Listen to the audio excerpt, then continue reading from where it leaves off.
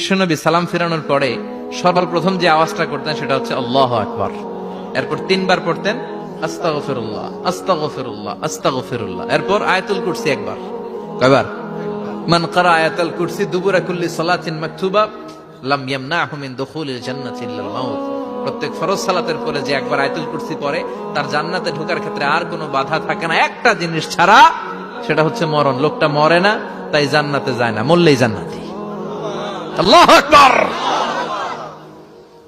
এরপরে 33 বার সুবহানাল্লাহ, 33 বার আলহামদুলিল্লাহ, 33 বার আল্লাহু আকবার। সবশেষে মিলাবেন লা ইলাহা ইল্লাল্লাহ ওয়াহদাহু লা শারীকা লা লাহুল মুলকু ওয়া লাহুল হামদু ওয়া হুয়া আলা কুল্লি শাইইন কাদির।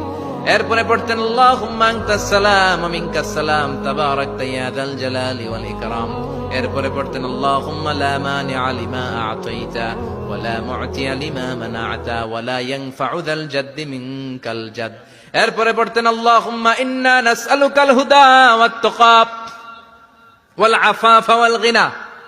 এরপরে পড়তেন আল্লাহুম্মা আ'ইন্না আলা যিকরিকা ওয়া শুকরিকা ওয়া হুসনি ইবাদাতিক। সুবহানাল্লাহ পড়েন।